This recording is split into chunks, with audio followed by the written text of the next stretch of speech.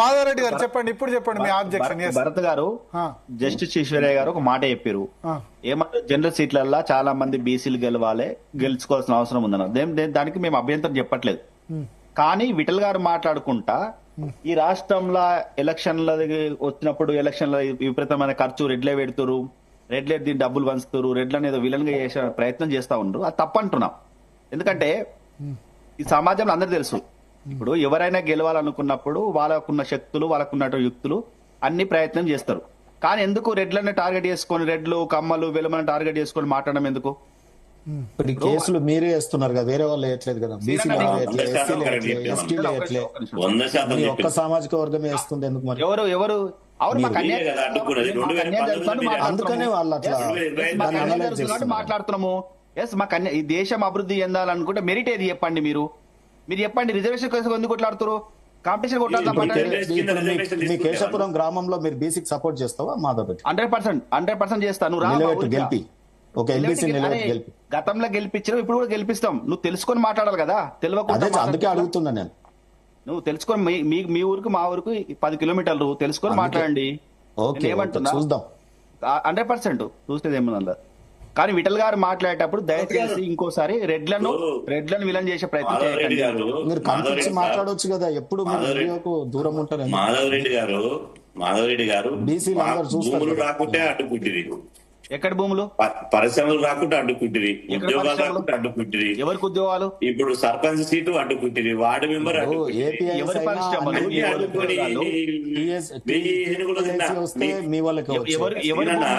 మాధవరెడ్డి చెప్తుందంటే 1000 ఏనుగులు తిన్న 1000 ఎలుకలు తిన్న పిల్లట పుణ్యం దక్కాలని తీర్థయాత్రలు పోతున్నా. ఇప్పుడు మీరు బీసీలకి అలా ఈ పాపం మీరు కొట్లాడే పద్ధతి బాగలేక, బీసీ సంఘాలు నమ్మలేక మా మీద ఎందుకు పోతావే? మమ్మల్ని ఎందుకు నమ్మడం కాదు. ఇప్పుడు ఏపీఐసి లో ఇప్పుడు పరిశ్రమలన్నీ హెచ్ఐఎల్టీ వచ్చింది. ఎట్లా అలాట్ అవుతాయి అవి? గవర్నమెంట్ చెప్పు మరి. ఒకే సామాజిక వర్గానికి ఎట్లా అలాట్ అవుతాయి? గత ప్రభుత్వంలో ఎంబీసీ కార్పొరేషన్ ఉన్నారు కదా, ప్రభుత్వం ఎంబీసీ కార్పొరేషన్ ఉన్నావు కదా, మీరు చూపిస్తారు అట్లా రెడ్ల కలట అనేటో. ఎందుకు ఆ ప్రభుత్వంలో అధికారంలో ఉంటావు, ఆ ప్రభుత్వం ఎంపీసీల గురించి మాట్లాడవు ఎందుకు? సీరన్న ఆనాడు ఎంపీసీల గురించి ఏం కొట్టాలో చెప్పరాదు? ఎవరు ప్రభుత్వం నుండి ఎంపీసీల గురించి ఏం మాట్లాడో చెప్పరాదు కదా? ఏముంది అధికారం? మరి నువ్వు ఎందుకు ఎంబీసీ ఉండి నువ్వు ఎందుకు రాజీనామా చేయలేదు? నువ్వు ప్రభుత్వాన్ని అనుభవిస్తావు, పదవిని అనుభవిస్తావు, జాతి కోసం మాట్లాడే పదాన్ని మర్చిపోయారు జనాలు. దాన్ని మంచిగా ఫ్లోరిష్ చేద్దామని కేసీఆర్ గారు కూడా ఏమేం కావాలనో అన్ని డాక్యుమెంట్స్ ఇచ్చిన అనుభవించడానికి జీతం చక్కగా రాలే. ఆడ కార్పొరేషన్ లేని దానికి నన్ను చైర్మన్ తెలియదు. 2 సంవత్సరాలు ఎందుకున్నావు కంప్లీట్ గా? నేను అదే చెప్తున్నా, నువ్వు వింటలేవు కదా. ఎంబీసీ ఆఫీస్ చేయాలని, 4 కుర్చీలు వేయాలని, ఎంబీసీ అనే పదం రాష్ట్రం అంతా ఉచ్చరించాలని నియాసంటలో నోటిగా చెప్పి ఇప్పుడు చెప్పు, ఈ బీసీ రిజర్వేషన్ ఎంబీసీలకు ఎంత మందికి రావాలని చెప్పు. చెప్తున్నా కదా, బీసీ రిజర్వేషన్ ఎంబీసీలకు సంచార జాతుల వాటా దిగంది ఈ ఉద్యమాలలో పాటించలేము.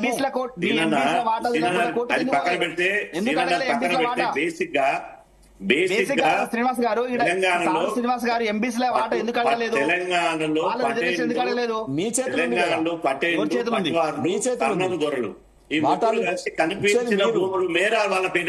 అవును. ఆ దొరలలో మునులు కాపులు ఉన్నారు, వాళ్ళు ఎందుకు హెచ్చరించావు? మధ్యలో గొడవలు కావాలా? అసలు ప్యాట్రియాటిజం ఉందా? దేశం కోసం ఏమైనా మాట్లాడుతున్నారు? ఇప్పుడు హైదరాబాద్ చూడండి అన్న, ఒక ఎగ్జాంపుల్ దేశం పోయినవా?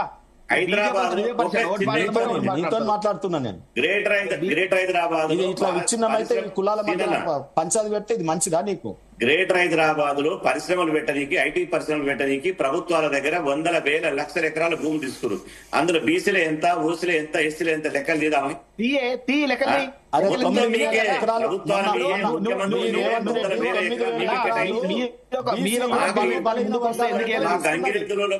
మా గంగిరెద్దులకు 60 గజాల భూమి రావాలని స్వాతంత్రం వచ్చిన 80 సంవత్సరాల నుంచి తిరుగుతారు. ఇప్పటికీ ఇల్లు కట్టుకోవడానికి 60 కంపెనీ గుంటలు వెళ్ళమా? జాగిస్తలేదు, కంపెనీ 60 వెళ్ళమని గజాల తెలీదా? జాగిస్తలేదు.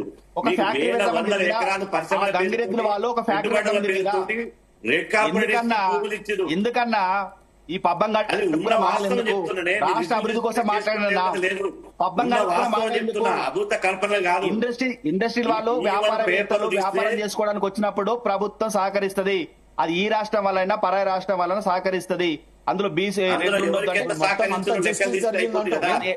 ఈ లెక్కల్ది లెక్కలు తీస్తే 90% మీదేనే.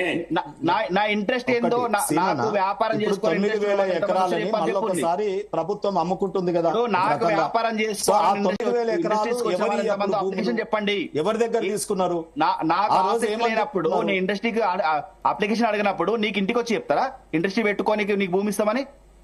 నువ్వు నాకు అంత చైతన్యవంతమైన చదివే ఇవ్వకపోతే ఎవరు చైతన్యవంతం? చదువు కూడా నీ దగ్గరనే పెట్టుకుంటుంది. కార్పొరేట్ విఠల్ గారు రాదు. వైద్యం నీ దగ్గరనే పెట్టుకుంటుంది. వైద్యం ఎక్కడ వైద్యం చెప్పండి. తాగుడు ఐటీ పరిశ్రమలు ఎవరివి? సోల్పిస్తివి. హాస్పిటల్స్ ఒకసారి ఎవరివి? కార్పొరేట్ వైద్యం ఎవరివి? కష్టపడి వ్యాపారం సంపాదించుకురండి. మిమ్మల్ని సంపాదించుకోవాలి ఎవరొద్దన్నారు? మిమ్మల్ని వ్యాపారం చేయండి ఎవరొద్దన్నారు?